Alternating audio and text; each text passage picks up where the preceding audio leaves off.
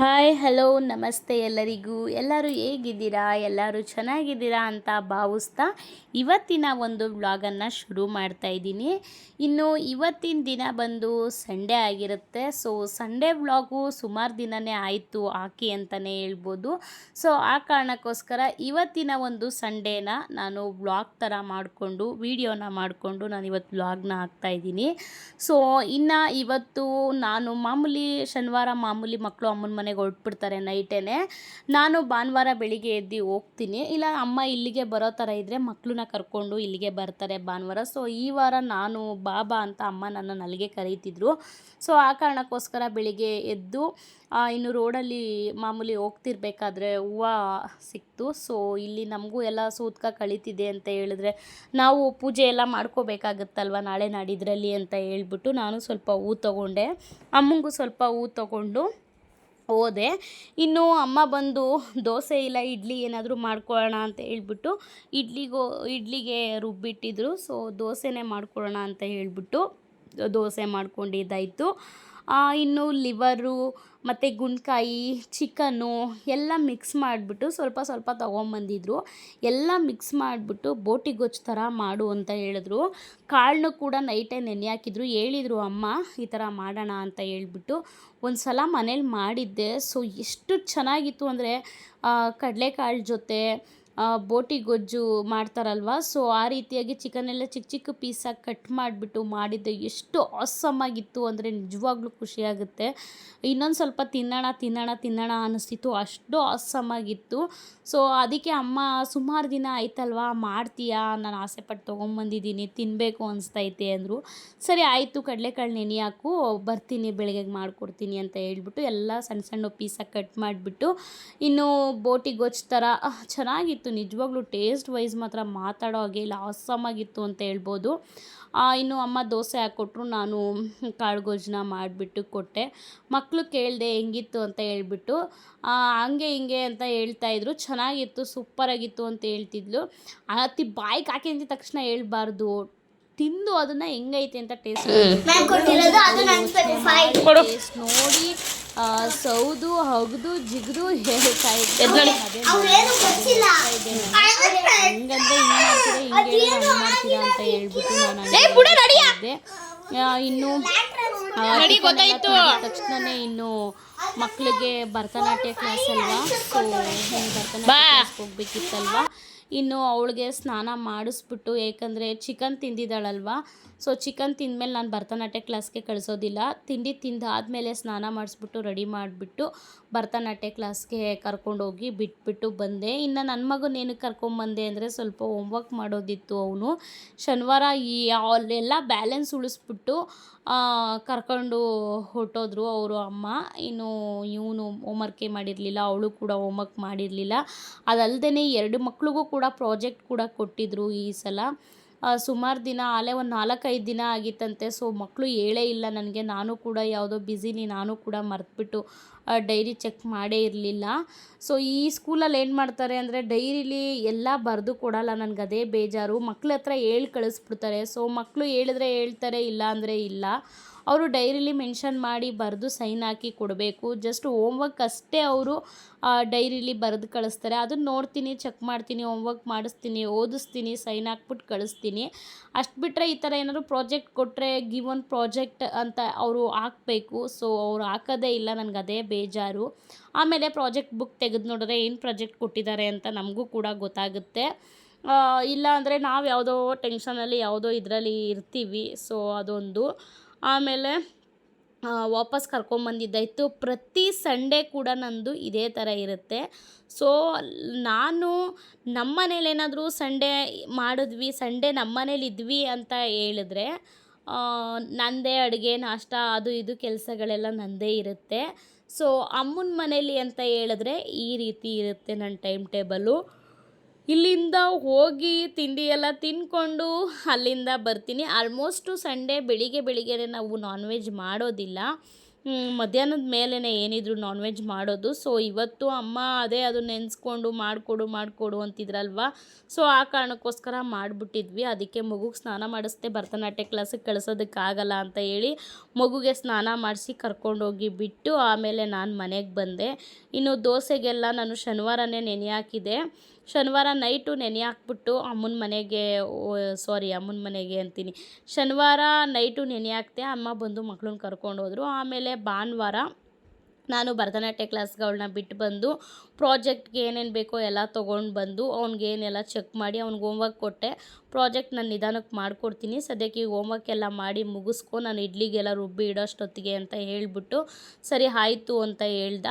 ಅವನು ಹೋಮ್ವರ್ಕ್ ಎಲ್ಲ ಏನೇನಿದೆ ಎಲ್ಲ ಚೆಕ್ ಮಾಡಿಬಿಟ್ಟು ಕೊಟ್ಟೆ. ಅವನು ಹೋಮ್ವರ್ಕ್ ಮಾಡ್ಕೋತಾ ಇದ್ದ. ಇನ್ನು ಶನಿವಾರ ಅಂತ ಹೇಳಿದ್ರೆ ಗೊತ್ತಲ್ಲ, ಯೂನಿಫಾರ್ಮು, ಶೂಸು, ಸಾಕ್ಸು ಎಲ್ಲ ಪ್ರತಿಯೊಂದು ಒಗ್ದಾಕಿರ್ತೀನಿ.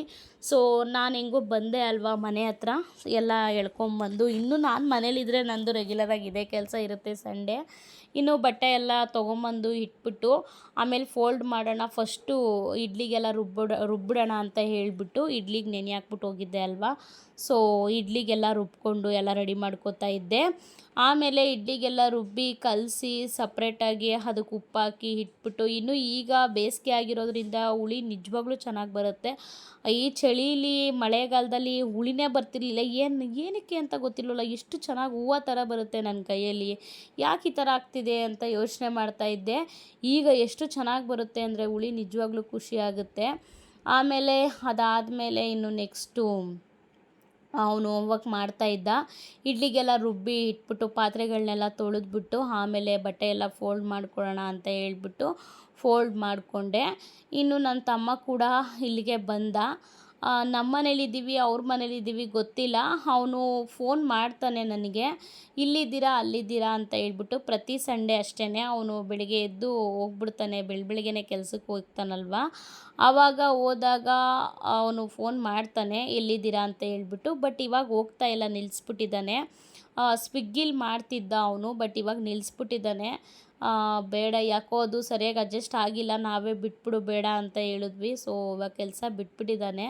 ಕಾಲೇಜ್ ಇದೆ ಇನ್ನು 6 ತಿಂಗಳು, ಲಾಸ್ಟ್ ಸೆಮ್ಮು 6th ಸೆಮ್ಮು, ಇದೊಂದು ಮುಗಿಸ್ಕೊ ಅಂತ ಹೇಳಿದ್ದೀವಿ. ಸೊ ಆ ಕಾರಣಕ್ಕೋಸ್ಕರ ಬಿಟ್ಬಿಟ್ಟಿದ್ದಾನೆ ಅದನ್ನು. ಆದ್ರೂ ಅವನು ಬಿಟ್ಟರೂ ಕೂಡ ಇನ್ನು ಕ್ರಿಕೆಟ್ ಅಂತೂ ಬಿಟ್ಟಿಲ್ಲ, ಹೋಗ್ತಾನೆ ಇರ್ತಾನೆ. ಇನ್ನು ಬೆಳಿಗ್ಗೆ ಅಷ್ಟೊತ್ತಿಗೆ ಹೋಗ್ತಾನೆ ಮ್ಯಾಚ್ಗೆ. ಆವಾಗ ಫೋನ್ ಮಾಡ್ತಾನೆ, ನಾನು ಅಲ್ಲಿಗೆ ಬಂದಿದ್ದೀನೋ ಅಮ್ಮ ಇಲ್ಲಿಗೆ ಬಂದೈತೋ ಗೊತ್ತಿರಲ್ಲ, ಒಂದು 10:45 11 ಗಂಟೆ ಕರೆಕ್ಟಾಗಿ ಫೋನ್ ಮಾಡ್ತಾನೆ ತಿಂಡಿ ಟೈಮ್ಗೆ, ಇಲ್ಲಿದ್ದೀರಾ ಅಲ್ಲಿದ್ದೀರಾ ಅಂತ ಹೇಳ್ಬಿಟ್ಟು. ಇಲ್ಲಿದ್ದೀವಿ ಅಂದರೆ ಇಲ್ಲಿಗೆ ಬರ್ತಾನೆ, ಅಲ್ಲಿದ್ದೀವಿ ಅಂದರೆ ಅಲ್ಲಿಗೆ ಬರ್ತಾನೆ. ಸೊ ನಾವು ಇಲ್ಲೇ ಇದ್ದೀವಿ, ಮಗುನ ಭರತನಾಟ್ಯ ಕ್ಲಾಸಿಗೆ ಬಿಡೋಕ್ಕೆ ಬಂದಿದ್ದೆ ಅಂದೆ. ಸೊ ಅದಕ್ಕೆ ಅವನು ಹಂಗೆ ಆನ್ ದ ವೇ ಬಂದಿದ್ದಾನೆ ಮನೆಗೆ. ಅಷ್ಟೊತ್ತಿಗೆ ನಾನು ಬಟ್ಟೆ ಎಲ್ಲ ಫೋಲ್ಡ್ ಮಾಡ್ತಾಯಿದ್ದೆ. ಅವನು ಹೊರಟುಬಿಟ್ಟ, ಸ್ವಲ್ಪ ಹೊತ್ತಿದ್ದ, ಆಮೇಲೆ ಹೊರಟುಬಿಟ್ಟ. ಇನ್ನು ನನ್ನ ಮಗಳಿಗೆ ಸಂಡೇ ಟೈಮಲ್ಲಿ ಭರತನಾಟ್ಯ ಕ್ಲಾಸ್ ಟೈಮಿಂಗ್ಸ್ ಬಂದು 11 ಗಂಟೆಗಿದೆ. 11 ಗಂಟೆಯಿಂದ 1 ಗಂಟೆ ತನಕ ಇರುತ್ತೆ. 1.5 ಅವರ್ 2 ಅವರ್ ಮಾಡ್ತಾರೆ. 12:15ಗೆ ಹೇಳಿದ್ದಾರೆ. ನಾನು 12:45 1 ಗಂಟೆ ಹಾಗೆ ಹೋಗುತ್ತೆ ನಾನು ಕರ್ಕೊಂಡು ಹೋಗೋಷ್ಟೊತ್ತಿಗೆ. ಸೊ ಬಟ್ಟೆ ಎಲ್ಲ ಫೋಲ್ಡ್ ಮಾಡಿ ಅದ್ರ ಜಾಗಕ್ಕೆಲ್ಲ ಎತ್ತಿ ಇಟ್ಬಿಟ್ಟು, ಇನ್ನು ಅದಾದಮೇಲೆ ನೆಕ್ಸ್ಟು ಇನ್ನು ನನ್ನ ಮಗಂದು ಎಲ್ಲ ಪ್ರಾಜೆಕ್ಟ್ ಎಲ್ಲ ತೊಗೊಂಬಂದಿದೆ ಅಲ್ವಾ, ಗಮ್ಮು ಮತ್ತು ಪ್ರಾಜೆಕ್ಟ್ ಏನೇನಿದೆ ಅದನ್ನೆಲ್ಲ ಎತ್ತಿಟ್ಕೊ ಒಂದು ಬ್ಯಾಗ್ಗೆ, ಎಲ್ಲ ಪುಟ್ಟಿದ್ದು ನಿಂದು ಎಲ್ಲಾರ್ದು ಅಂತ ಹೇಳಿದೆ. ಸರಿ ಅಮ್ಮ ಆಯಿತು ಅಂತ ಹೇಳ್ಬಿಟ್ಟು ಎತ್ತಿಟ್ಕೊಂಡ. ಇನ್ನೂ ಅದಾದಮೇಲೆ ನಂದು ಕೆಲಸ ಮಾಮೂಲಿ ಗೊತ್ತಲ್ಲ, ವೀಡಿಯೋಸ್ ಅಪ್ಲೋಡ್ ಮಾಡೋದು, ವೀಡಿಯೋ ಯಾವುದಾದ್ರೂ ಬ್ಯಾಲೆನ್ಸ್ ಇದ್ದರೆ ಎಡಿಟ್ ಮಾಡೋದು, ಅದು ಇದು ಏನಾದರೂ ನನ್ನ ಕೆಲಸ ಇದ್ದೇ ಇರುತ್ತೆ. ನನಗಂತೂ ಕೈ ತುಂಬ ಕೆಲಸ, ಕೂತಿದ್ರು ಕೆಲಸ, ನಿಂತಿದ್ರು ಕೆಲಸ. ಬಟ್ ಈಗ ಏನು ಯೂಸ್ ಇಲ್ಲದೇ ಇರ್ಬೋದು, ಈಗ ನನ್ನ ಕೈಗೆ ಏನು ಸಿಗದೇ ಇರ್ಬೋದು, ಕೈ ತುಂಬ ಕೆಲಸ ಇದ್ದು ಕೈ ತುಂಬ ಹಣ ಇಲ್ಲದೇ ಇರ್ಬೋದು. ಬಟ್ ಮುಂದೊಂದು ದಿನ ಅದಕ್ಕೆ ಸಕ್ಸಸ್ ಸಿಕ್ಕೇ ಸಿಗುತ್ತೆ ಅನ್ನೋ ಕಾರಣಕ್ಕೋಸ್ಕರ ಕಷ್ಟಪಡ್ತಾಯಿದ್ದೀನಿ, ಮಾಡ್ತಾಯಿದ್ದೀನಿ. ಬಟ್ ಭಗವಂತ ಯಾವಾಗ ಸಕ್ಸಸ್ ಕೊಡ್ತಾರೋ ನನಗಂತೂ ಗೊತ್ತಿಲ್ಲ. ಸದ್ಯಕ್ಕೆ ಮಾಡ್ತಾಯಿದ್ದೀನಿ ಅಂತ ಹೇಳ್ಬೋದು. ಇನ್ನು ಅದಾದಮೇಲೆ ಮಗುನ ಕರ್ಕೊಂಡು ಇನ್ನು ಆಯಿತು 12:45 ಆಗೇ ಹೋಯಿತು. ಇನ್ನು ನನ್ನ ಮಗನ್ನ ಕರ್ಕೊಂಡು ನಾನು ಹೊರಟಿದ್ದಾಯಿತು. ಇನ್ನು ನನ್ನ ಮಗಳು ಹೋಮ್ವರ್ಕ್ ಮಾಡ್ತಾ ಕೂತಿದ್ಲು. ಅವಳು ಕೂಡ ಅವಳು ತೊಗೊಂಡೋಗಿದ್ಲು, ಅವಳು ಬುದ್ಧಿವಂತೆ. ಅವಳು ಹೋಮ್ವರ್ಕ್ ಎಲ್ಲ ತೊಗೊಂಡೋಗಿದ್ಲು. ಈ ನನ್ನ ಮಗನೇ ಎಲ್ಲ ಇಲ್ಲೇ ಬಿಟ್ಬಿಟ್ಟು ಹೊರ್ಟೋಗಿದ್ದ. ಅವನಿಗೆ ಆಟ ಅಂದರೆ ಆಟದ ಮೇಲೆ ಇಂಟ್ರೆಸ್ಟ್ ಜಾಸ್ತಿ. ಸೊ ಅವಳು ಹೋಮ್ವರ್ಕ್ ಮಾಡ್ತಾ ಕೂತಿದ್ಲು. ಓದ್ವಿ. ಇನ್ನು ಅವನು ಎಲ್ಲ ಬರೆದ್ಬಿಟ್ಟು ಸಂಜೆ ಹಂಗೆ ಮಾಡಿಸ್ತೀನಿ ಪ್ರಾಜೆಕ್ಟ್, ಇವಾಗ ಆಗಲ್ಲ ನನ್ನ ಕೈಲಿ ಅಂದೆ. ಸರಿ ಅಂತ ಹೇಳ್ಬಿಟ್ಟು ಅವನು ಆಟ ಆಡೋದಕ್ಕೆ ಅಂತ ಹೇಳ್ಬಿಟ್ಟು ಕೆಳಗಡೆ ಹೋಗಿದ್ದಾಯಿತು.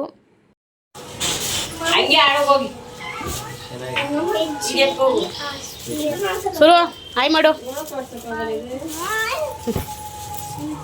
ಇವಂದು ಇದೊಂದು ಹುಚ್ಚು, ಅವನಿಗೆ ಪಟ್ಟದ ಹುಚ್ಚು.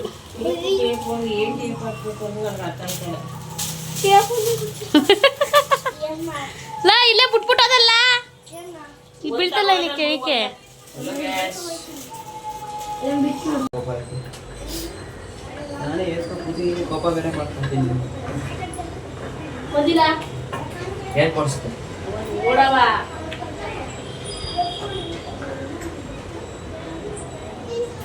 ನಿನ್ ಗಿಫ್ಟ್ ಬೇಕು ಅಂದ್ರೆ ನಂಗೆ ಏನಾದ್ರು ಕೊಡ್ಬೇಕು ಇವಾಗ.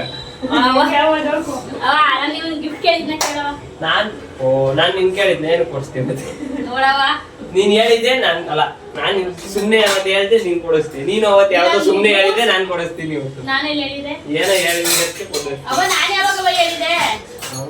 ಅಂದ್ರೆ ನಾನ್ ನಿನ್ಗೆ ಕೊಡ್ಸೋದ್ ಹೇಳದ್ನ ಅವತ್ತು ಕೇಳಿದ್ ಹೋಗಿ ನೀನು ಅದೇನೋ ತಗೋಬೇಕು ಕಣವ ಅನ್ನುವಂತೆ ನಾನು ಕೊಡಿಸ್ತೀನಿ. ಅವನು ಬಳೆ ಸ್ಟೋರ್ ಅಲ್ಲಿ ಉಗುರು ಬಳೆ ತಗೊಂಡ್ ಹೋಗಿದ್ರೆ ಸ್ಟೀಲ್ ಚೈನ್ ಅಲ್ವಾ, ನಾನು ಅದನ್ನ ಸರ್ಪ್ರೈಸ್ ಆಗಿ ಇಟ್ಕೊಂಡು ಕೊಟ್ಟಿದ್ದು. ಇವನಾಗ 50 ಸತಿ ಹೇಳಿದ್ದ ನಾನು, ಅದ್ರೈತ್ಯಾ ನೋಡ್ತಾ ಇರಂಗಿ ನಿನ್ ಬರ್ತಡೆಗೆ ಅಂತ 100 ಸತಿ ಹೇಳ್ಬಿಟ್ಟವ್ನೆ. ನನ್ ಗೊತ್ತೇ ಅದು ಸರ್ಪ್ರೈಸ್ ಹೋದ್ರೆ ಕಾಯ್ತಾರ ಕ್ಯೂರಿಯಾಸಿಟಿ ಆಗುತ್ತಿದ್ದು, ಅದು ಸರ್ಪ್ರೈಸ್. ಅದು ಇದು ಕ್ಯೂರಿಯಾಸಿಟಿ, ಇದು ಕ್ಯೂರಿಯಾಸಿಟಿ ಗೊತ್ತಾಯ್ತು ಏನ್ ಕೊಡ್ತೀನಿ ಅಂತ ಸರ್ಪ್ರೈಸ್ ಇರ್ತೀನಿ.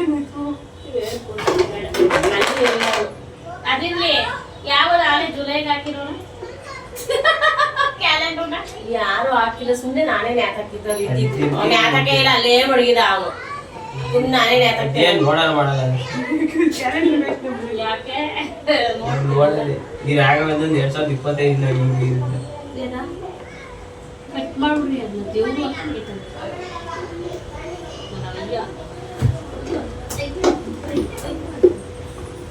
ಬಂದಿರಾ. ಆಮೇಲೆ ನನ್ನ ತಮ್ಮ ಏನೋ ರೇಗಿಸ್ತಾ ಇದ್ದ. ಸುಮಾರು ದಿನದಿಂದ ಹೇಳ್ತಾನೆ ಇದ್ದಾನೆ, ನಿನ್ನ ಬರ್ಡೇಗೆ ನಾನೇನೋ ಗಿಫ್ಟ್ ಕೊಡ್ತೀನಿ ಸರ್ಪ್ರೈಸ್ ಅಂತ ಹೇಳ್ಬಿಟ್ಟು. ನನಗೆ ಸ್ವಲ್ಪ ಐಟಮ್ಸ್ ತರೋದಿತ್ತು. ಸೊ ಮಾರ್ಕೆಟ್ಗೆ ಹೋಗಬೇಕು, ಒಬ್ಬಳೇ ಬಾರೋ ನನ್ನ ಜೊತೇಲಿ ನೀನುವೆ ಅಂತ ಕರೀತಾ ಇದ್ದೆ. ನಾನು ನಿನ್ನ ಜೊತೇಲಿ ಬರಬೇಕು ಅಂತ ಹೇಳಿದ್ರೆ ನೀನು ನನಗೇನಾದರೂ ಕೊಡಿಸ್ತೀಯಾ ಅಂದ. ಹೋಗಲೇ ಏನು ಕೊಡಿಸ್ಲಿ, ನನ್ನ ಕಷ್ಟ ನನಗಾದರೆ ನಿನಗೊಂಥರ ಅಂತ ಬೈತಾ ಇದ್ದೆ. ಸೊ ಆವಾಗ ನಿನ್ಗೆ ಗಿಫ್ಟ್ ಬೇಕೋ ಬೇಡವೋ ಅಂತ ರೇಗಿಸ್ತಾನೆ ಇದ್ದ. ಅದಕ್ಕೆ ಏನೇ ಇದ್ರೂ ಹೇಳ್ಬಿಡ್ಬೇಕು, ಹಿಂಗೆಲ್ಲ ರೇಗಿಸ್ಬಾರ್ದು ಅಂತ ಹೇಳ್ಬಿಟ್ಟು ನಾನು ಹೇಳ್ತಾ ಇದ್ದೆ ಅವನಿಗೆ. ಸೊ ಯಾವಾಗಲೂ ಅವ್ನ ಬರ್ಡೇಗೆ ನಾನು ಕೇಕು ಕಟ್ ಮಾಡಿಸಿಲ್ಲ, ಗಿಫ್ಟು ಕೊಟ್ಟಿಲ್ಲ. ಈ ಸಲ ಏನೋ ಗೊತ್ತಿಲ್ಲ ಗಿಫ್ಟ್ ಕೊಡಬೇಕು ಅಂತ ಅನ್ನಿಸ್ತು. ಸೊ 3,500 ರೂಪಾಯಿ ಕೊಟ್ಟು ಬೆಳ್ಳಿದೊಂದು ಚೈನ್ ತಗೊಟ್ಟೆ. ಅದಕ್ಕೆ ನನಗೆ ಏನೋ ಸರ್ಪ್ರೈಸ್ ಇದೆ ಈ ಸಲ, ನಿನ್ಗೆ ಹೇಳೋದಿಲ್ಲ ಅಂತ ಹೇಳ್ಬಿಟ್ಟು ಹೇಳ್ತಾನೆ ಇದ್ದಾನೆ. ಏನು ಸರ್ಪ್ರೈಸೋ ಏನು ಕೊಡ್ತಾನೋ ಗೊತ್ತದು. ಎಂಥದ್ದು ಇರೋ ಏನವ ಅದು. ನಾನು ಒಂದ್ ಅಂಗಡಿ ಒಳಗಿದೆ, ನನಗೆ ಏನು ಆಯ್ತಿರ್ಲಿಲ್ಲ, ನನಗೆ ಓದಿಸಕ್ ಆಯ್ತಿರ್ಲಿಲ್ಲ, ಊಟ ಇರ್ಲಿಲ್ಲ. ಈಗ ಆ ಕರುಣ್ ಲಾಲಿ ಮಾಲೆ ತಕೊಂಡೆ,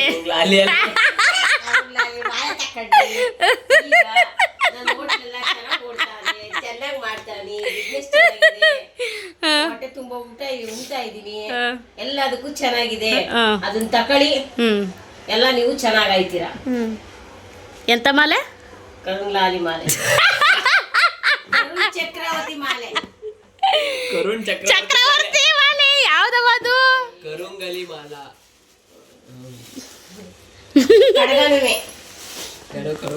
ಕಡ್ಗ ಅಲ್ಲ, ಬ್ರೇಸ್ಲೆಟ್ ಇರ್ಬೇಕೇನೋ. ಹಾಗಾದ್ರೆ ಕರುಂಗಲಿ ಮಾಲದ ಇದು ಇರ್ಬೇಕು, ಬ್ರೇಸ್ಲೆಟ್ ಇರ್ಬೇಕು. ಇದು ಮಣಿಗಳದು ಬ್ರೇಸ್ಲೆಟ್ ತಗೊಂಡ್ ಹಾಕೊಂಡ್ರೆ, ಆ ಸರ ತಗೊಂಡ್ ಹಾಕೊಂಡ್ರೆ ಒಬ್ಬ ಬಿಸ್ನೆಸ್ ಮಾಡ್ತಿದ್ದಂತೆ. ಬಿಸ್ನೆಸ್ ಸರಿಯಾಗಿ ಆಯ್ತಾನೆ ಇರ್ಲಿಲ್ವಂತೆ. ಮನೇಲೆಲ್ಲ ಹ್ಯಾಕಿಂಗ್ ಮಾಡ್ಕೊಂಡಿದೀಯೇ ಬಿಟ್ಟಾಕು ಅಂತಿದ್ರಂತೆ. ಆಮೇಲೆ ಅದನ್ನ ಅವನು ಮಾಲೆ ಮತ್ತೆ ಅದು ಬ್ರೇಸ್ಲೆಟ್ ತಗೊಂಡ್ ಹಾಕಿದ್ಮೇಲೆ ಒಂದ್ ಸ್ವಂತ ಮನೆ ಕಟ್ಟಿದ್ನಂತೆ, ಸಾಲ ಎಲ್ಲ ತೀರ್ಸಿದ್ನಂತೆ, ಅವ್ನು ಕೋಮಕ್ ಹೋಗ್ಬಿಟ್ಟಿದ್ನಂತೆ, ಎಲ್ಲ ಚೆನ್ನಾದ್ನಂತೆ. ಈಗ ಚೆನ್ನಾಗಿದ್ದಾನಂತೆ. ಅದನ್ನ ತಕೊಳ್ಳಿ, ಹಾಕೊಳ್ಳಿ, ಚೆನ್ನಾಗಿತ್ತು. ನೀನದು ತಗೊಡು ನಂಗೊಂದ. ನೀನದು ನಂಬೆ. ಇದು ಬೇಕಾದವರು ಫೋನ್ ನಂಬರ್ ಇದೆ, ಅದನ್ನ ಫೋನ್ ಮಾಡಿ ಅಯ್ಯೋ ನನ್ಗೇನಂತ ಅಂದದ್ದು ನೀನು ಹಾಕಣ ಅದನ್ನ ಅಂದ. ಆರ್ಡರ್ ಮಾಡಿ. ಅದನ್ನ ಹಾಕಳತ್ತೇಸು ನಾನು ತಗೋಬೇಕಾ? ಟಿವಿ ಹಾಕೋಣ ನೋಡಿ ಅಂದಿದ್ನ. ಹಂಗಂದ. ಅದೇನೋ ತಗೊಂಡ್ಬಂದು ಕೊಡ್ತಾರೆ, ತಗೊಂಡ್ರೆ ಅದೇನೋ ಆಗುತ್ತಂತೆ ಅಂದಲ್ಲಮ್ಮ. ಅದಲ್ಲ, ನಂದೇನೋ ಬೇರೆ ಹೇಳಿದ. ನಾನು ಅದಕ್ಕೆ ಅದು ಟಿವಿಲಿ ಬರ್ತದೆ ತಕತಿಯಾ ಅಂತ ಹೇಳಿ. ಟೀ ಸುರಿತದೆ. ಕಮ್ಮಿ ಮಾಡಿದ್ಯಾ? ಯಾಕೆ ಏನಾಯ್ತು? ಮುನ್ಸ್ಕೊ ಬಂದಿದ್ಯಲ್ಲ. ಏಯ್ ಏನಕ್ಕೆ ಏನಾಯ್ತು ಹೇಳಿ? ನೀನು ಬರಬೇಡ. ಏನಾಯ್ತು ಹೇಳು ಹೋಗ್ಲಿ. ಯಾಕೆ ಮುನ್ಸ್ಕೊಂಡು ಮೇಲೆ ಬಂದಿದ್ಯಾ? ಆಟಾಡಕ್ಕೆ ಹೋದೆ ತಾನೆ ಆಗಲೇ ನೀನು? ಹಾಂ ಹೇಳು ಇಲ್ಲಿ. ನೋಡಿ ವಿಡಿಯೋ ಮಾಡ್ತಾಯಿದ್ದೀನಿ ನಾನು, ಹೇಳಬೇಕು. ಹೇಳವ, ಹೇಳೇ. ಅಯ್ಯೋ ಹುಚ್ಚುಂಡೆ. ರೆಸ್ಪೆಕ್ಟೇ ಇಲ್ಲ, ಅನ್ರೆಸ್ಪೆಕ್ಟ್. ಹೇಳೇ ಹೇಳೇ. ಹೇಳವಾ, ನನ್ನ ಮಗಳಲ್ವಾ? ಯೂಟ್ಯೂಬಲ್ಲೆಲ್ಲ ಈ ಹುಡುಗಿ ಚೆನ್ನಾಗಿ ಮಾತಾಡ್ತಿದೆ ಅಂತ ಎಲ್ಲ ಗುಡ್ ಅಂತಾರೆ. ಅವಾಗ ಹೇಳು. ಅವರು ಕಣ್ಣ ಮುಚ್ಚ ಆಯ್ತು ಅಂದೆ. ಅವ್ರ ಕಣ್ಣ ಮುಚ್ಚ ನಾನೇ ಔಟ್ ಆಯ್ತಾ? ಆಯ್ತು ಆಡ್ತೀನಿ ಅಂದ್ಬಿಟ್ಟು ಆಡಕ್ ಹೋದ್ರೆ ಕಂಡಿದ್ದೆ. ಅದಕ್ಕೂ ಸುಮ್ಮನೆ ತೂತು ಮಡಿಕೆ ಹಾಕ್ತಾರೆ. ತೂತು ಮಡಿಕೆ ಅಂದ್ರೆ ಏನು? ತೂತು ಮಡಿಕೆ ಅಂದ್ರೆ ಔಟ್ ಮಾಡಿದ್ರು ಅಂತಾರ ಸುರು. ಮತ್ತೆ ಆಡ್ಬೇಕಾ? ಏನ ತಿರ್ಗಾ ಆಡ್ಬೇಕಾ? ತೂತು ಮಡಿಕೆ ಅಂದ್ರೆ ಎಲ್ಲಿ ತೂತು ತಲೆ ಹೊಡೆದ್ಬಿಟ್ರ? ಹೇಳವ, ನನ್ನ ಮಗಳಲ್ಲ ನೀನು?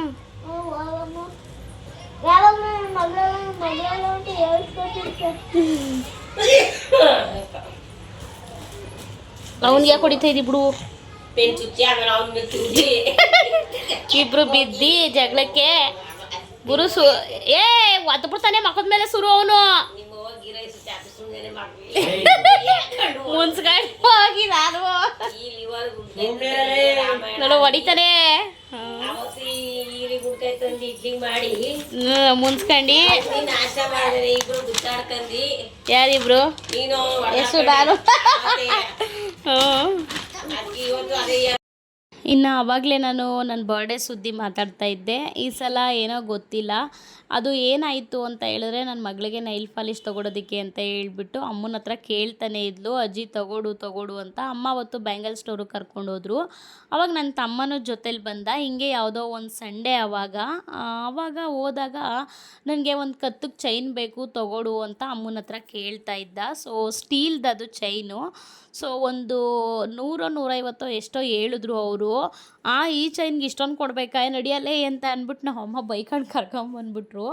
ಅದಕ್ಕೆ ಸರಿ ಬಾ ಆಯಿತು ಅಂದ್ಬಿಟ್ಟು ಬಂದ್ಬಿಟ್ಟು ಸುಮ್ಮನೆ. ಆವಾಗ ಇಷ್ಟೊಂದು ಇದು ಮಾಡ್ತಿದ್ದಾನಲ್ವಾ ಬಿಡು ಅಂತ ಹೇಳ್ಬಿಟ್ಟು ನಾನು ಒಂದು ಬೆಳ್ಳಿದು ತಗೊಳ್ಳೋಣ ಅಂತ ಹೇಳ್ಬಿಟ್ಟು ಸಿಂಪಲಾಗಿರೋದು ನೋಡೋಕೆ ಹೋದೆ. ಬಟ್ ನನಗೆ ಯಾವುದು ಅಡ್ಜಸ್ಟ್ ಆಗಿಲ್ಲ. ಒಂದು ಚೆನ್ನಾಗಿತ್ತು ಬಟ್ ಬಜೆಟ್ ಜಾಸ್ತಿ ಇತ್ತು. ಇನ್ನೊಂದು ಕಡೆ ಹೋದೆ, ಏನು 8,000-9,000 ಹೇಳ್ತಿದ್ರು. ಅಷ್ಟು ಬಜೆಟಲ್ಲಿ ನಾನಿಲ್ಲ ಇವಾಗ ಅಂತ ಹೇಳ್ಬಿಟ್ಟು ಆಮೇಲೆ ಇನ್ನೊಂದು ಅಂಗಡಿಗೆ ಬಂದೆ. ಅಲ್ಲಿ ಕೇಳಿದ್ದಕ್ಕೆ ಮಾಮೂಲಿ ಅಲ್ಲೂ ಸಿಂಪಲ್ ಚೈನು ಯಾಕೋ ಅವ್ನ ಕತ್ತಿಗೆ ಚೆನ್ನಾಗಿ ಅನಿಸಲ್ಲ ಅನ್ನಿಸ್ತು. ಅವನಿಗೆ ಗೊತ್ತೇ ಇರಲಿಲ್ಲ ನಾನು ತೊಗೊಳ್ತಾ ಇರೋದು. ಅದಾದಮೇಲೆ ನೆಕ್ಸ್ಟು ಏನಾಯಿತು ಅಂದರೆ, ಒಂದು 3,500-4,000 ರೂಪಾಯಿದಲ್ಲಿ ಸಿಕ್ತು. ಹಂಗೂ ಹಿಂಗೂ ಎಲ್ಲ ಕಮ್ಮಿ ಮಾಡಿಸ್ಬಿಟ್ಟು 3,500 ರೂಪಾಯಿಗೆ ತೊಗೊಂಡೆ. ಅವರು ಪರಿಚಯ ಇರೋದ್ರಿಂದ ಸ್ವಲ್ಪ ಅಮೌಂಟ್ ಕೊಟ್ಬಿಟ್ಟು ನಾನು ಇನ್ನು ಮಿಕ್ಕಿದ್ದು ಒಂದು ತಿಂಗಳು ಬಿಟ್ಕೊಂಡು ಕೊಟ್ಟೆ ಪಾಪ ಅವರಿಗೆ. ತೊಗೊಂಬಂದು ಅದನ್ನು ಅವನಿಗೆ ಗಿಫ್ಟ್ ಮಾಡಿದೆ. ಸಖತ್ ಅಂದರೆ ಸಖತ್ ಖುಷಿಪಟ್ಟ. ಸೊ ಆ ಕಾರಣಕ್ಕೋಸ್ಕರ ಇಷ್ಟು ವರ್ಷ ಆಯಿತು ನಾನು ನಿನಗೇನು ಗಿಫ್ಟ್ ಕೊಟ್ಟೇ ಇಲ್ಲ ಅಂತ ಅಂದ. ಯಾಕೆ ನಾನು ಕೊಟ್ಟಿದ್ದೀನಿ ಅಂತ ನೀನು ಕೊಡಬೇಕು ಅನ್ನೋದೇನಿಲ್ಲ ಬಿಡು ಅಂತ ನಾನಂದೆ. ಇಲ್ಲ ಇಷ್ಟು ವರ್ಷ ಏನೋ ಚಿಕ್ಕವನು ಗೊತ್ತಾಗ್ತಾ ಇರಲಿಲ್ಲ ಬಿಡು, ಈ ಸಲ ನಾನೇನೋ ಸರ್ಪ್ರೈಸಾಗಿ ಕೊಡ್ತೀನಿ ಅಂತ. ಅದಕ್ಕೆ ನಾನು ಅವನಿಗೆ ಬೈತಾ ಇದ್ದೆ, ಯಾವುದೇ ಆಗಲಿ ಸರ್ಪ್ರೈಸಿಂದ ಕೊಡಬೇಕು ಕಣಲೇ, ಮುಂಚೆಲೆ ಹೇಳ್ಬಿಟ್ಟು ಆಮೇಲೆ ಕೊಡೋದ್ರಿಂದ ಏನೋ ಪ್ರಯೋಜನ ಅಂತ ನಾನು ಹಂಗೂ ಅಂತ ಇದ್ದೆ. ಏನು ಕೊಡ್ತಾನೋ ಏನು ಮಾಡ್ತಾನೋ ಗೊತ್ತಿಲ್ಲ, ನೋಡಬೇಕು, ನೋಡೋಣ ಏನು ಮಾಡ್ತಾನೆ ಏನು ಕೊಡ್ತಾನೆ ಅಂತ ಹೇಳ್ಬಿಟ್ಟು. ನಂದು ಕರೆಕ್ಟಾಗಿ 1 ತಿಂಗಳೈತೆ ನನ್ನ ಬರ್ಡೇಗೆ. ಮಾರ್ಚು 22ಗೆ ನನ್ನ ಬರ್ಡೇ. ನೋಡೋಣ. ನೆಕ್ಸ್ಟ್ ಮಂತ್ 22ಗೆ ನನ್ನ ಬರ್ತಡೇ ಇದೆ. ಅವಾಗ ಅದೇನು ಗಿಫ್ಟ್ ಕೊಡ್ತಾನೋ ಏನೋ ಅದನ್ನು ನಿಮ್ಮ ಹತ್ರ ಶೇರ್ ಮಾಡ್ತೀನಿ, ಮಿಸ್ ಮಾಡಲ್ಲ. ಸೊ ಇನ್ನು ಅದೆಲ್ಲ ಆದಮೇಲೆ ಇನ್ನು ನಾನು ಮಕ್ಕಳಿಗೆ ಎಲ್ಲ ಪ್ರಾಜೆಕ್ಟ್ ಇತ್ತಲ್ವ, ಸೊ ಪ್ರಾಜೆಕ್ಟ್ ಮಾಡ್ಕೊಡೋಣ ಅಂತ ಹೇಳ್ಬಿಟ್ಟು ಮಾಡಿಕೊಡ್ತಾ ಇದ್ದೆ ಮಕ್ಕಳಿಗೆ. ಎಷ್ಟು ಅಂದರೆ ಒಂದು ಹೆಣ್ಣು ಎಷ್ಟು ಪಾತ್ರನ ನಿರ್ವಹಿಸ್ತಾಳೆ ಅಂತ ಹೇಳಿದ್ರೆ ಲೆಕ್ಕನೇ ಇಲ್ಲ. ಅದರಲ್ಲೂ ಮಕ್ಕಳು ವಿಷಯದಲ್ಲಿ ಮಾತ್ರ ನಾನು ಯಾವತ್ತೂ ತಪ್ಪಲ್ಲ, ಪರ್ಫೆಕ್ಟಾಗಿ ಇರಬೇಕು ಅಂತ ಅಂದ್ಬಿಟ್ಟು ಮಾಡ್ಕೊಂಡು ಹೋಗ್ತಿದ್ದೀನಿ. ಎಲ್ಲೂ ಎಡವಿಲ್ಲ ಅಂತ ಅನ್ಕೋತೀನಿ, ಬಟ್ ಗೊತ್ತಿಲ್ಲ ಎಲ್ಲಿ ಎಡವಿದ್ದೀನಿ ಅಂತ. ನನಗೆ ಗೊತ್ತಿಲ್ದಂಗೆ ಎಲ್ಲರೂ ಎಡವಿದ್ರೆ ಏನೋ ಗೊತ್ತಿಲ್ಲ. ಆದರೆ ಮಕ್ಕಳಿಗೆ ನಾನು ಸುಮಾರು ಒಂದು ವ್ಲಾಗಲ್ಲಿ ತುಂಬ ಡೀಪಾಗಿ ಶೇರ್ ಮಾಡ್ಕೊಂಡಿದ್ದೀನಿ ನಿಮ್ಮೆಲ್ಲರ ಹತ್ರನೂ. ನಾನು ಮಕ್ಕಳನ್ನ ಬೆಳೆಸಬೇಕು ಅಂತಿದ್ದಾಗ ತುಂಬ ಕಷ್ಟದಿಂದ ಬೆಳೆಸಬೇಕು, ಅವ್ರು ಕೇಳಿದ್ದೆಲ್ಲ ತಗೊಟ್ಟು ಅವ್ರ ಸುಖದಿಂದ ಬೆಳೆಸೋಕೆ ಹೋದರೆ ಬತ್ತಾ ಅಹಂಕಾರ ನತ್ತಿಗೆ ಏರ್ಬಿಡುತ್ತೆ ಅಂತ ಹೇಳಿ ಶೇರ್ ಮಾಡ್ಕೊಂಡಿದ್ದೆ ನಿಮ್ಮ ಹತ್ರ. ಸೊ ನಾನು ಅದೇ ಥರನೇ ಬೆಳೆಸ್ತಾ ಇದ್ದೀನಿ ನನ್ನ ಮಕ್ಕಳನ್ನ ಅಂತ ನಾನು ಅಂದ್ಕೊಂಡಿದ್ದೀನಿ. ಇದುವರೆಗೂ ಅವ್ರು ಏನು ಕೇಳಿದ್ರು ನಾನು ತೊಗೊಳಲ್ಲ, ನಾನು ಕೇಳಿದ್ದೆ ನಾನು ಇಷ್ಟಪಟ್ಟಿದ್ದೆ ಅವ್ರು ತೊಗೋಬೇಕು, ಈ ಥರ ನಡೆಸ್ತಾ ಇದ್ದೀನಿ. ಬಟ್ ಮುಂದಕ್ಕೆ ಹೆಂಗೋ ನನಗೆ ಗೊತ್ತಿಲ್ಲ. ಏನಕ್ಕಂದರೆ ಎಲ್ಲ ಅವ್ರಂತಲೇ ಹೋಗ್ಬಿಟ್ರೆ ತುಂಬಾ ಕಷ್ಟ ಇರುತ್ತೆ. ಆ ಟೈಮ್ಗೆ ಅವ್ರು ಯಾವ ಥರ ಚೇಂಜ್ ಆಗ್ತಾರೋ ನಾವು ಆ ಥರ ಚೇಂಜ್ ಆಗ್ಬೋದು. ಬಟ್ ಈಗಲಿಂದನೇ ನಾವು ನಮ್ಮ ಕೈಯಾರ ನಾವು ಮಕ್ಕಳನ್ನ ಹಾಳು ಮಾಡಬಾರ್ದು. ಎಷ್ಟು ಕೊಡಬೇಕೋ, ಎಷ್ಟು ತೊಗೊಡ್ಬೇಕೋ, ಎಷ್ಟು ತಿನ್ನಿಸ್ಬೇಕೋ, ಎಷ್ಟು ಉಣಿಸ್ಬೇಕೋ, ಯಾವ ಥರ ಮುದ್ದು ಮಾಡಬೇಕೋ, ಯಾವ ಥರ ಪ್ರೀತಿ ಮಾಡಬೇಕೋ ಅಷ್ಟೇ. ನಾನು ಮಾತ್ರ ನಮ್ಮ ಮನೇಲಿ ಸ್ಟ್ರಿಕ್ಟು ಅಂದರೆ ಸ್ಟ್ರಿಕ್ಟು. ನಮ್ಮ ಯಜಮಾನ್ರು ಪ್ರೀತಿ ಮಾಡ್ತಾರೆ, ಮುದ್ದು ಮಾಡ್ತಾರೆ ಅವರು ಅಂತ ಅಂದರೆ ಅವ್ರು ನನಗಿಂತ ಸ್ಟ್ರಿಕ್ಟು. ನೋಡೋರೆಲ್ಲ ಅಂದ್ಕೋಬೇಕು ಇವ್ರು ತುಂಬ ಸಾಫ್ಟ್ ಇದ್ದಾರೆ ಅಂತ ಹೇಳ್ಬಿಟ್ಟು ನಮ್ಮ ಯಜಮಾನ್ರನ್ನ. ಒಂದು ಪಕ್ಷ ನಾನು ಅಯ್ಯೋ ಬಿಡು ಅಂತ ಅಂದ್ರೂ ಅವ್ರು ಮಾತ್ರ ಬಿಡಲ್ಲ. ಅಷ್ಟು ಕೋಪ, ಅಷ್ಟು ಸಿಟ್ಟು ಜಾಸ್ತಿ, ಸ್ಟ್ರಿಕ್ಟು ಅವರು. ಸೊ ಅದರಲ್ಲಂತೂ ಓದೋ ವಿಷಯ, ಬರೆಯೋ ವಿಷಯ ಬಂತು ಅಂದರೆ ಸಿಕ್ಕಾಪಟ್ಟೆ ಕೋಪ ಮಾಡ್ಕೊಬಿಡ್ತಾರೆ. ಇನ್ನು ನಾನು ಬಿಡು ನೋಡಿ ಏನಕ್ಕೆ ಇಷ್ಟೊಂದು ಅನ್ನೋ ಥರ ನಾನು ಸ್ವಲ್ಪ ಹಂಗೆ ಹಿಂಗೆ ಮಾಡ್ತೀನಿ. ಅವರು ಬಿಡಲ್ಲ, ಆ ಥರ ಕೋಪ ಜಾಸ್ತಿ ಆ ವಿಷಯದಲ್ಲಿ ಮಾತ್ರ. ಎಲ್ಲದಕ್ಕೂ ಸಡನ್ಲಿ ಅವ್ರಿಗೆ ಕೋಪ ಮಾಡ್ಕೊಳ್ಳೋದು. ನಾನು ಶಾರ್ಟ್ ಟೆಂಪರು, ಬೇಗ ಕೋಪ ಮಾಡ್ಕೊಬಿಡ್ತೀನಿ. ಅವ್ರು ಆ ಥರ ಇಲ್ಲ. ತೂಗಿಸ್ತಾರೆ, ಎಲ್ಲ ತೂಗಿಸಿ ಅಳ್ದು ನೋಡಿ. ನಮ್ಮ ಮನೇಲಿ ಸ್ವಲ್ಪ ಶಾರ್ಟ್ ಟೆಂಪರು, ಬೇಗ ಕೋಪ ಮಾಡ್ಕೊಳ್ಳೋದು, ಸಡನ್ನಾಗಿ ಹುಚ್ಚಿ ಥರ ಆಡೋದು ಎಲ್ಲ ನಾನೇನೆ. ನಮ್ಮ ಯಜಮಾನ್ರಂತೂ ಅಲ್ವೇ ಅಲ್ಲ, ಅವ್ರು ತುಂಬ ಸಾಫ್ಟು. ಅದೇ ಹೇಳ್ತಿದ್ದೀನಲ್ಲ, ಈ ಥರ ಮಕ್ಕಳು ಸುದ್ದಿನ ಮಾತ್ರ ಸಿಕ್ಕಾಬಟ್ಟೆ ನನಗಿಂತ ಒಂದು ಕೈ ಸ್ಟ್ರಿಕ್ಟ್ ಜಾಸ್ತಿ ಅಂತಲೇ ಹೇಳೋದಕ್ಕೆ ಇಷ್ಟಪಡ್ತೀನಿ. ಇನ್ನು ತಾಯಿಯಾಗಿ ನನ್ನ ಕರ್ತವ್ಯ ಎಷ್ಟು ಮಾಡಬೇಕೋ ಏನು ಮಾಡಬೇಕೋ ನಾನು ಮಾಡ್ತಾಯಿದ್ದೀನಿ. ಇನ್ನು ಟ್ಯೂಷನ್ ಎಲ್ಲ ಬಿಡಿಸಿದ್ಮೇಲೆ ಇನ್ನು ನನ್ನ ಜವಾಬ್ದಾರಿ ನನ್ನ ಮಕ್ಕಳು. ಸೊ ನಾನು ಮಾಡಲೇಬೇಕಲ್ವ. ಪ್ರಾಜೆಕ್ಟ್ ಅದೇ ಕೊಟ್ಟು 3-4 ದಿನ ಆಗಿದೆ. ತುದಿಗೆ ಬಂದಮೇಲೆ ಯಾವಾಗ ಟೀಚರು ಬಾರಿಸಿದ್ದಾರೆ ಇಬ್ರಿಗೂ, ಆವಾಗ ಬಂದು ಬಾಯ್ಬಿಟ್ಟಿದ್ದಾರೆ. ಆವಾಗ ನಾನು ಕೊಟ್ಟಿದ್ದೀನಿ ಇಬ್ರಿಗೂ ಎರಡು ಹೇಳ್ಬೇಕಲ್ವ ನೀವು. ಅವರು ಗೂಬೆಗಳು ಡೈರಿಲಿ ಬರೆದು ಕೊಡಲ್ಲ ಟೀಚರ್ಸು, ಅದೇನು ಬಂದಿದೆಯೋ ಅವ್ರಿಗೆ ನಿಜವಾಗ್ಲೂ ಬೇಜಾರಾಗುತ್ತೆ ಅವ್ರ ಮೇಲೂ ನನಗೆ. ಬರೆದು ಕೊಡಬೇಕು. ಮಕ್ಳಿಗೆ ಏನು ಗೊತ್ತಾಗುತ್ತೆ, ಅವ್ರು ಹೇಳಿ ಕಳಿಸಿದ್ರೆ ಬಂದು ಹೇಳೋದೇ ಇಲ್ಲ. ಅವರು 2 ದಿನ 3 ದಿನ ಆದರೂ ಅಷ್ಟೇನೆ ಹೇಳೋದೇ ಇಲ್ಲ ಮಕ್ಕಳು. ಸೊ ಅವ್ರಿಗೆ ಬುದ್ಧಿ ಇರಬೇಕು ತಲೆಯಲ್ಲಿ, ಅವರು ಹೇಳಿ ಕಳಿಸ್ಬೇಕು. ಸೊ ಬರೆದು ಕಳಿಸ್ಬೇಕು. ಮಕ್ಳಿಗೆ ಹೇಳಿದ್ರೆ ಅವರು ನೆನ್ಪಿಟ್ಕೊಂಡಿರ್ತಾರ.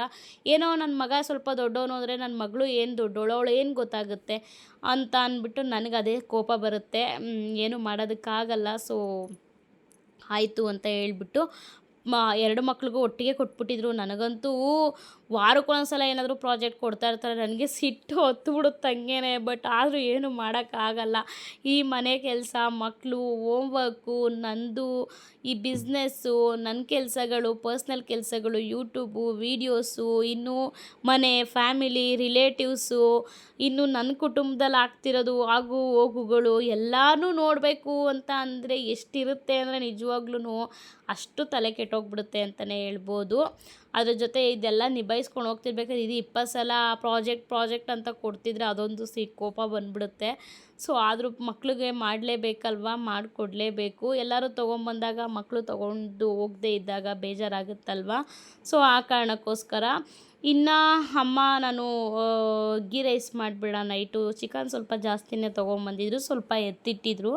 ಚಾಪ್ಸ್ ಮಾಡಿಬಿಟ್ಟು ಗೀ ರೈಸ್ ಮಾಡಿಬಿಡೋಣ ಅಂತ ಹೇಳಿದೆ. ಸರಿ ಆಯಿತು ನೀನೇ ಮಾಡು ಅಂದರು. ಇಲ್ಲ ನಾನು ಪ್ರಾಜೆಕ್ಟ್ ಮಾಡಿಕೊಡ್ಬೇಕು ಮಕ್ಕಳಿಗೆ, ನೀನು ಚಾಪ್ಸ್ ಮಾಡಿಬಿಡು. ನನ್ನ ಕೈಯಲ್ಲಿ ಅದೇನೋ ಗೊತ್ತಿಲ್ಲ, ಚಾಪ್ಸ್ ಹೆಂಗೆ ಮಾಡೋಕ್ಕೋದ್ರೂ ಟೇಸ್ಟೇ ಬರೋದಿಲ್ಲ. ಸೊ ಅದಕ್ಕೆ ಅಮ್ಮಂಗೆ ಹೇಳಿದೆ, ನೀನೇ ಮಾಡಿಬಿಡು ಚಾಪ್ಸು, ನಾನು ಗೀ ರೈಸ್ ಮಾಡಿಕೊಡ್ತೀನಿ ಅಂದ್ಬಿಟ್ಟು. ಸರಿ ಆಯಿತು ಅಂತ ಹೇಳ್ಬಿಟ್ಟು ನಾನು ಮಕ್ಕಳಿಗೆ ಪ್ರಾಜೆಕ್ಟ್ ಮಾಡಬೇಕಾದ್ರೆ ಅಮ್ಮ ಎಲ್ಲ ಮಾಡಿದ್ರು ಚಾಪ್ಸ್ನ. ನಾನು ಎದ್ದೋಗ್ಬಿಟ್ಟು ಆಮೇಲೆ ಗೀ ರೈಸ್ ಎಲ್ಲ ಮಾಡಿಬಿಟ್ಟು ನನಗೂ ಹೊಟ್ಟೆ ಹಶ್ವಾಗ್ತಿತ್ತು. ಇವತ್ತು ನಾನಂತೂ ನಮ್ಮ ಯಜಮಾನ್ರಿಗೆ ಕಾಯಿಲೆ ಇಲ್ಲ. ಊಟ ಮಾಡಿಕೊಂಡು ಇನ್ನು ಅವ್ರಿಗೆ ತೊಗೊಂಡು ಹೋಗು ಅಂದ್ಬಿಟ್ಟು ಅಳಿಂಗೆಲ್ಲ ಪ್ಯಾಕ್ ಮಾಡ್ತಾಯಿದ್ರು ಅಮ್ಮ. ಹಂಗೂ ತಪ್ಪಲಿಲೆ ಗೀ ರೈಸ್ ಹಾಕ್ಕೊಟ್ಬಿಟ್ರು. ನಾನು ಏನು ಬಾಕ್ಸಸ್ಗಳೇ ಇಲ್ಲ, ಎಲ್ಲ ಪ್ಲ್ಯಾಸ್ಟಿಕ್ದೆಲ್ಲ ಮೇಲೆ ಎಸ್ಬಿಟ್ಟಿದ್ದೀನಿ. ಅದೇನು ಪ್ಲ್ಯಾಸ್ಟಿಕ್ ಎತ್ಕೊಂಡೋಯ್ತೀಯ, ತೊಗೊಂಡೋಗು, ಏನು ಬೀಳಲ್ಲ, ತೊಗೊಂಡೋಗು ಅಂತ ಹೇಳ್ಬಿಟ್ಟು ಹಾಕ್ಕೊಟ್ರು. ಇನ್ನು ನಮ್ಮ ಯಜಮಾನ್ರಿಗೆ ಊಟ ತೊಗೊಂಡು ನಾನೇನಾದರೂ ಸಂಡೇ ಅಲ್ಲಿದ್ದಾಗ 8:30 9 ಗಂಟೆ ಅಷ್ಟೊತ್ತಿಗೆ ನಮ್ಮ ಮನೇಲಿ ಇರ್ತೀನಿ. ಇತ್ತೀಚಿನ ದಿನ ಅನ್ನೋದಕ್ಕಿಂತ ಲಾಕ್ಡೌನ್ ಟೈಮ್ ಆದಮೇಲೆ ಒಂದು 6-7 ವರ್ಷ ಆಯಿತು ಅನಿಸುತ್ತೆ ಅಲ್ವಾ ಲಾಕ್ಡೌನ್ ಆಗಿ. ಸೊ ಅವಾಗಿಂದ ಏನಕ್ಕೆ ಅಂತ ಗೊತ್ತಿಲ್ಲ, 9 ಗಂಟೆ ಅಷ್ಟೊತ್ತಿಗೆ ಎಲ್ಲ ಪೂರ್ತಿ ಅಂಗಡಿಗಳೆಲ್ಲ ಕ್ಲೋಸ್ ಆಗಿಬಿಡುತ್ತೆ. ಓಡಾಡೋಕ್ಕೆ ಭಯ ಆಗುತ್ತೆ ನಮ್ಮ ಏರಿಯಾದಲ್ಲಿ ಎಕ್ಸ್ಪೆಷಲಿ. 9 ಗಂಟೆ ಅಮ್ಮಮ್ಮ ಅಂದರೂ 9:30 ಅಷ್ಟೊತ್ತಿಗೆಲ್ಲ ಕ್ಲೋಸ್ ಆಗಿಬಿಡುತ್ತೆ. ಸೊ ಸಂಡೇ ಏನಾದರೂ ಅಮ್ಮ ಇಲ್ಲಿದ್ರು ಅಷ್ಟೇ 8 ಗಂಟೆ ಅಷ್ಟೊತ್ತಿಗೆ ಊಟ ಮುಗ್ದೋಗ್ಬಿಡುತ್ತೆ, ಹೊರಟ್ಬಿಡ್ತಾರೆ. ನಾನು ಅಲ್ಲಿದ್ರು ಅಷ್ಟೇ 8 ಗಂಟೆ 8:30 ಅಷ್ಟೊತ್ತಿಗೆಲ್ಲ ಊಟ ಮುಗ್ದೋಗ್ಬಿಡುತ್ತೆ. ಡೈಲಿ ನಾನು ತಿನ್ನೋದೇ 12 ಗಂಟೆ 11:30 ನೈಟು. ಬಟ್ ಸಂಡೇ ಮಾತ್ರ ಬೇಗ ತಿಂದ್ಬಿಡ್ತೀವಿ, ಎಲ್ಲರೂ ಇರ್ತಾರಲ್ವ ಅಂದ್ಬಿಟ್ಟು. ಇನ್ನು ಹಂಗೂ ನಾನ್ ವೆಜ್ಜು ಅಂತ ನಾನು ಬಿಟ್ಬಿಟ್ಟು ತಿಂತೀಯ ಅಂತ ನಮ್ಮ ಮನೆಯವ್ರು ಹಂಗೂ ರೇಗಿಸ್ತಿರ್ತಾರೆ. ಇಲ್ಲ ಅಪ್ಪ, ಹೊಟ್ಟೆ ಹಶ್ವಾಗಿರುತ್ತೆ, ಎಲ್ಲರೂ ಇರ್ತಾರಲ್ಲ, ತಿಂದ್ಬಿಡ್ತೀನಿ ಅಷ್ಟೇ ಅಂದ್ಬಿಟ್ಟು ಊಟ ಮಾಡಿಕೊಂಡು ಹೊರಟು ಬಂದೆ. ಇನ್ನು ಬಂದಾದಮೇಲೆ ಸಂಡೇ ಆಗಿರೋದ್ರಿಂದ ನಾನು ಅಮ್ಮನ ಮನೆಯಿಂದ ಬರಬೇಕಾದ್ರೆ ನನಗೆ ಅಲ್ಲಿ ಒಂದು ಸೈಬರ್ ಇದೆ. ಸೊ ಅವರು ಸ್ವಲ್ಪ ನಾನು ಕಡಿಮೆ ರೈಟಿಗೆ ನನಗೆ ಪ್ರಿಂಟೌಟ್ ತೊಗೊಡ್ತಾರೆ. ಸೊ ಅಡ್ರೆಸ್ ಎಲ್ಲ ಪ್ರಿಂಟೌಟ್ ಅವ್ರ ಹತ್ರ ತೊಗೊಂಡು ಬಂದು ಎಲ್ಲ ಪ್ಯಾಕಿಂಗ್ ಎಲ್ಲ ಮಾಡ್ಕೊಳ್ಳೋಣ, ಇಲ್ಲಾಂದರೆ ಎಲ್ಲ ಅಡ್ರೆಸ್ ಹಾಕಿ ಎತ್ತಿಕೊಳ್ಳೋಣ. ಬೆಳಗ್ಗೆಗೆ ನನಗೆ ಸ್ವಲ್ಪ ಕೆಲಸ ಕಮ್ಮಿ ಆಗುತ್ತಲ್ವ. ಸೊ ಆ ಕಾರಣಕ್ಕೋಸ್ಕರ ನಾನು ಎಲ್ಲ ಪ್ಯಾಕ್ ಮಾಡ್ಕೊಳ್ಳೋಣ ಅಂತ ಹೇಳ್ಬಿಟ್ಟು ಎಲ್ಲ ರೆಡಿ ಮಾಡ್ಕೋತಾ ಇದ್ದೆ. ಇನ್ನು ನನ್ನ ತಮ್ಮನೂ ಕೂಡ ಹಾಗೆ ಆನ್ ದ ವೇ ಹೋಗ್ತಿದ್ದ. ಎಲ್ಲಿದ್ದೀರಾ ಅಂದ. ನಮ್ಮ ಮನೆಗೆ ಬಂದ್ವಿ ಅಂದೆ. ಸರಿ ಆಯಿತು, ಏನೋ ಸ್ವಲ್ಪ ಕೆಲಸ ಇತ್ತು, ಬರ್ತೀನಿ, ಗೇಟ್ ಕೀ ಕೊಡು ಅಂತ ಅಂದ. ಗೇಟ್ ಕೀ ಕೊಟ್ಟೆ. ಬಂದು ಒಂದು ಸ್ವಲ್ಪ ಹೊತ್ತು ಅವನದೇನೋ ಸ್ವಲ್ಪ ಕೆಲಸ ಇತ್ತು, ಅದನ್ನು ಮುಗಿಸ್ಕೊಂಡು ಅವನದು ಲ್ಯಾಪ್ಟಾಪಲ್ಲಿ ಏನೋ ಕೆಲಸ ಇತ್ತು ಮುಗಿಸ್ಕೊಂಡು ಅವನು ಹೊರಟ. ಆಮೇಲೆ ನಾನು ಎಲ್ಲ ರೆಡಿ ಮಾಡಿದೆ. ಬೆಳಗ್ಗೆಗೆ ಸ್ವಲ್ಪ ಪ್ಯಾಕಿಂಗು ಕೆಲಸ ಕಮ್ಮಿ ಆಗುತ್ತೆ ನನಗೆ ಅಂತ ಹೇಳ್ಬಿಟ್ಟು. ಇದಿಷ್ಟು ಇವತ್ತಿನ ಒಂದು ನನ್ನ ವಿಡಿಯೋ ಆಗಿತ್ತು. ಈ ವಿಡಿಯೋ ಏನಾದರೂ ನಿಮ್ಗೆ ಇಷ್ಟ ಆಯಿತು ಅಂದರೆ ದಯವಿಟ್ಟು ಒಂದು ಲೈಕ್ ಮಾಡಿ ಅಂತ ಕೇಳ್ಕೊತೀನಿ. ಯಾರಾದರೂ ಹೊಸ್ದಾಗಿ ನನ್ನ ಚಾನಲ್ನ ನೋಡ್ತಿದ್ರೆ ಸಬ್ಸ್ಕ್ರೈಬ್ ಮಾಡ್ಕೊಂಡು ನೋಡಿ. ಮತ್ತೆ ನಾಳೆ ವಿಡಿಯೋದಲ್ಲಿ ಭೇಟಿ ಆಗೋಣ. Thank you for watching. Bye.